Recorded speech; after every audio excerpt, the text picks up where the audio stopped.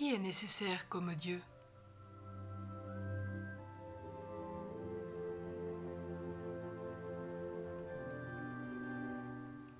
Le prophète Osée, chapitre 13, verset 4, nous redit: Je suis le Seigneur ton Dieu. Il n'y a pas d'autre sauveur que moi.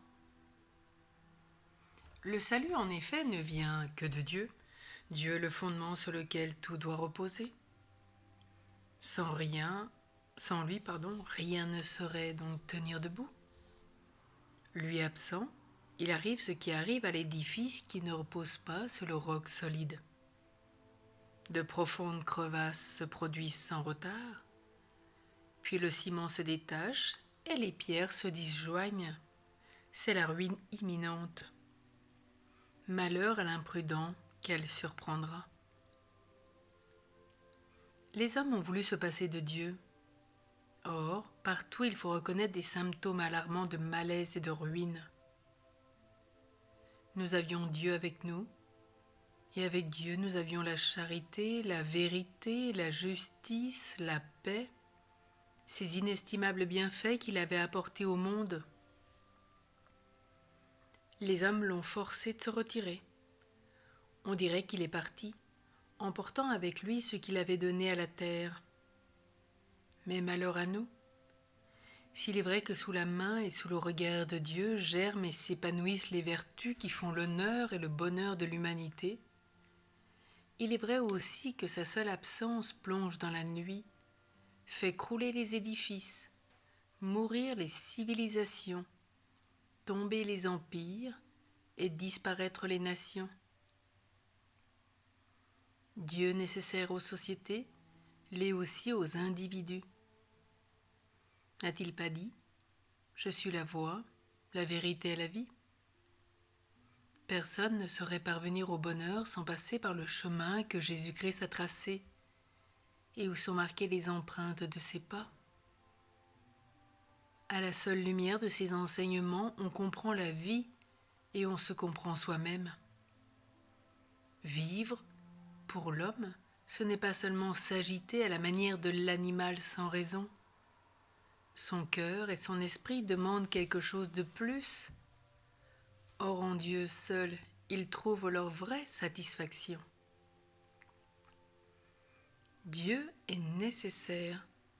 Pourquoi le monde redit-il le mot des Juifs à propos du Sauveur? Sa parole est dure. Nous ne voulons plus l'entendre. Elle est dure, sans doute, pour l'orgueil et pour les siens.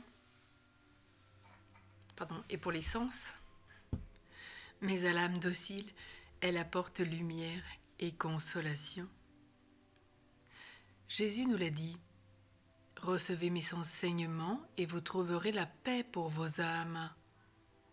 Matthieu 11, 29. Les siècles proclament que cette parole n'a jamais trompé. Et avec l'apôtre, ils disent que Jésus-Christ a les seules paroles de la vie éternelle. Jean 6, 69. Redisons-le donc avec saint Michel. Qui est comme Dieu? La lumière, la joie, l'espérance, la vie, tout vient de lui. Nous éloigner de lui serait aller à la tristesse, aux ténèbres, à la ruine, à la mort. Demeurons-lui fidèles. C'est notre avantage, car c'est notre salut. Un peu d'histoire.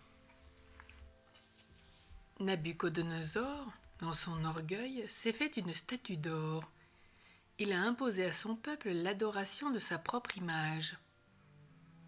Docile à l'ordre royal, au signal de la trompette, la foule s'est prosternée. Seuls 3 jeunes Hébreux sont restés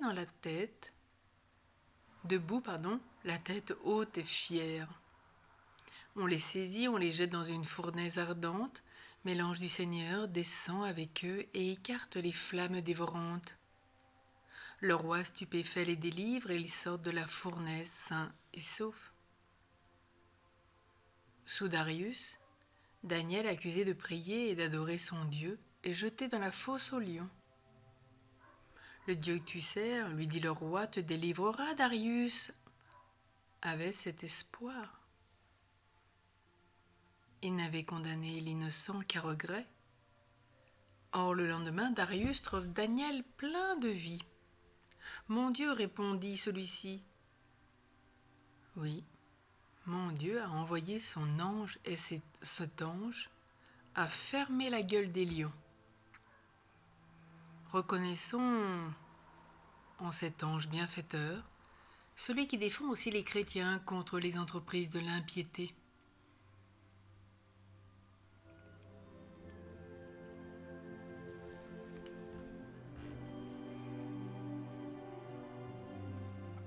Pratique de ce jour. Tournons-nous vers Dieu, sans qui nous ne pouvons rien faire, et attendons tout de lui.